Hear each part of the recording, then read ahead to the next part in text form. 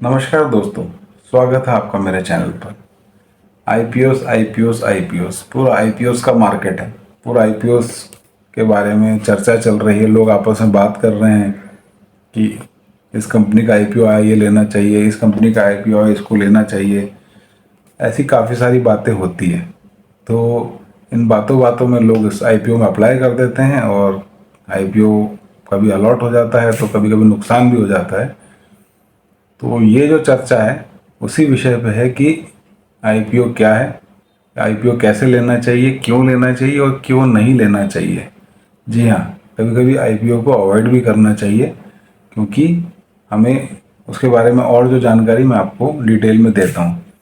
सबसे पहले जो आईपीओ का मतलब होता है इनिशियल पब्लिक ऑफर। जब एक प्राइवेट सेक्टर कंपनी कन्वर्ट होती है पब्लिक सेक्टर में तो अपना आईपीओ लेके आती है ना। आईपीओ का मतलब ये होता है कि पब्लिक के लिए एक शेयर ऑफर किया जाता है फ्रेश प्राइस पे, और ताकि पब्लिक उसमें इन्वेस्ट कर सके और कंपनी के कैपिटल को ग्रो करे और उससे जो प्रॉफिट जनरेट हो उसका शेयर जो है शेयर होल्डर्स को मिले। तो आईपीओ इसीलिए जनरेट होता है।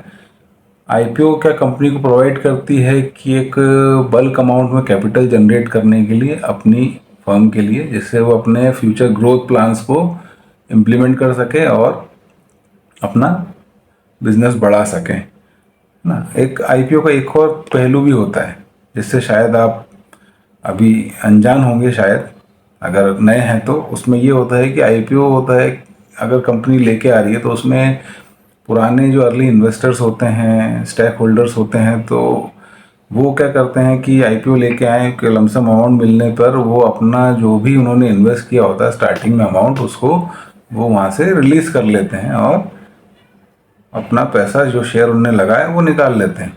तो एक वो पार्ट भी होता है आईपीओ लाने का। अब वो हमको देखना पड़ेगा कि आईपीओ किस मकसद से लाया जा रहा है कंपनी का, और उसके फ्यूचर प्लान्स क्या हैं, और वो आगे की सोच क्या है कंपनी की, उसके फंडामेंटल्स कैसे हैं, वो ध्यान रखते हुए हमें किसी भी आईपीओ में अप्लाई करना चाहिए। ऐसे आंख बंद करके किसी भी आईपीओ में जो भी आ रहा है मार्केट में उसमें पैसा लगा दिया, ऐसा कभी नहीं करना चाहिए। इससे हमारे पैसे का काफ़ी नुकसान हो सकता है। अब आईपीओ कैसे काम करता है, तो इसके बारे में मैं जानकारी देना चाहूँगा, क्योंकि ये डिटेल वीडियो उसी से रिगार्डिंग है। तो आईपीओ कैसे काम करता है। आईपीओ आने से पहले कोई भी कंपनी होती है प्राइवेट कंपनी। प्राइवेट कंपनी का मतलब ये होता है कि सपोज मैंने एक फर्म स्टार्ट करी, मैंने अपने रिलेटिव से पैसे ले लिए, अपने दोस्तों से पैसे लिए और थोड़े बहुत पैसे मार्केट से उठाए और कोई प्रोडक्ट ए बनाया। ठीक है, प्रोडक्ट ए बनाया। अब वो प्रोडक्ट ए का सेलिंग मैंने बढ़ाया, वो बढ़ाता गया, उसको बढ़ाता गया, वो धीरे धीरे धीरे धीरे धीरे प्रोडक्ट मार्केट में चलने लगा। तो मुझे ज़रूरत लगी कि मुझे मेरा कैपिटल और बढ़ाना चाहिए ताकि मैं अपने प्लांट का एक्सपांशन कर सकूं, मैं और प्रोडक्शन लेवल बढ़ा सकूं। तो उसके लिए मैंने क्या किया, मैंने अपना आईपीओ लॉन्च किया। आईपीओ आईपीओ एक बहुत बड़ा स्टेप होता है किसी भी कंपनी के लिए। ये तब लिया जाता है जब कंपनी पूरी तरह सक्षम हो और उसके फंडे क्लियर हो और वो चाहती हो कि पब्लिक उसके अंदर पैसा लगाए ताकि वो एक मोटा कैपिटल जनरेट कर सके और अपने बिजनेस को एक्सपांड कर सके। ये एक मोटा मोटा एक मेन मकसद होता है किसी कंपनी का आईपीओ लाने का। लिस्टिंग गेन से कंपनी का फंड जनरेट करना, ये भी एक पॉइंट है आईपीओ लाने का। और जब कोई कंपनी इस लेवल पे आ जाती है कि इतनी मैच्योर हो जाती है कि वो रिस्क को हैंडल कर सके, पब्लिक के पैसे को हैंडल कर सके, तो वो अपने डॉक्यूमेंटेशंस सबमिट करती है एसईसी रेगुलेशंस को, ताकि वो पूरे मैंडेटरी होते हैं, उसको पूरा चेक होता है उसके अंदर। उसके बाद में कंपनी आईपीओ लाने के लिए एलिजिबल होती है, तभी कंपनी कोई आईपीओ ला सकती है। और जब ये कब होता है, जब कंपनी यूनिकॉर्न कंपनी बन जाती है, मतलब उसका जो टर्नओवर है 1 बिलियन के आसपास के ऊपर ही समझो पहुंच जाए, उसके बाद में, या उनके फंडामेंटल इतना स्ट्रांग हो जो रिक्वायरमेंट को मीट कर सके, कंपनी की रिक्वायरमेंट जो एसईसी की रिक्वायरमेंट है उसको मीट कर सके, उसके बाद ही कंपनी अपना आईपीओ ला सकती है। ये ट्रांजैक्शन को, उसका प्रोडक्ट जेन्युइन है कि नहीं, उसके ट्रांजैक्शंस जेन्युइन है कि नहीं, कुछ कोई इनसाइड ट्रेडिंग तो नहीं कर रहा उसके अंदर, कोई शेल कंपनीज तो नहीं बनी है।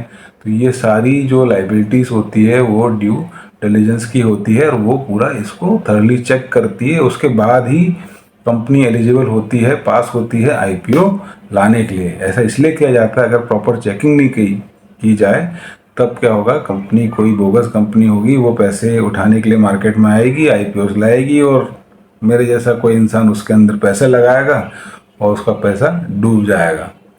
तो ऐसी कंपनीज भी होती है। तो ये सब चेकिंग आई है, धीरे धीरे धीरे धीरे इम्प्रूवमेंट आया है रेगुलेशंस रूल्स में, और उसके कारण ये आईपीओज जो है लिस्टिंग के लिए इतनी प्रोसेस बढ़ गई है।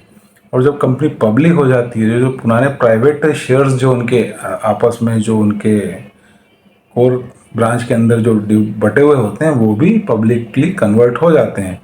और जब आईपीओ लिस्ट होता है पब्लिक मार्केट में, बहुत ज़्यादा अपॉर्चुनिटी आ जाती है पब्लिक का कि वो पैसे अपने लगाए उस कंपनी में, उस कंपनी का कैपिटल बढ़ाए। जब कंपनी का कैपिटल बढ़ेगा तो वो प्रॉफिट जनरेट करेगी, और प्रॉफिट जब जनरेट करेगी तो उसका रिटर्न जो शेयर्स हैं जिनके पास में भी उनको फ़ायदा मिलेगा। तो ये एक तरीका है आईपीओ का। आईपीओ के बारे में यही सब चीज़ें हैं जिसके कारण आईपीओस लिस्ट की जाते हैं। और अब हम को एक बहुत बड़ी बात देखने की है कि हमको आईपीओस किस आईपीओस में इन्वेस्ट करना चाहिए। सब आईपीओस में इन्वेस्ट करना चाहिए? आप बताइए, कमेंट में जवाब दीजिए। सब में करना चाहिए या चीज़ों को देख के करना चाहिए? आपके कमेंट का इंतज़ार रहेगा मुझे, मैं वेट कर रहा हूँ। सबसे पहले ये देखना चाहिए कि उस कंपनी का मोटिव क्या है आईपीओ लाने के पीछे, है ना। कंपनी की फाइनेंशियल पोजीशंस क्या है आईपीओ लाने के बाद, उसका प्रोस्पेक्टस क्या है पहले, उसके बाद में मार्केट ट्रेंड क्या है। मार्केट ट्रेंड मतलब मार्केट में जो ट्रेंड है कि नहीं उस प्रोडक्ट का। मार्केट में पता चल रहा है कि आलू बिक रहे हैं और हम यहाँ भिंडी लेके बैठे हैं, तो ऐसा नहीं होना चाहिए। तो वो भी हमको देखना है कि मार्केट के अलाइन उसका प्रोडक्ट है कि नहीं, मतलब सस्टेनेबल है कि नहीं, प्रोडक्ट चलेगा कि नहीं चलेगा, ये हमको अलाइंस करना है।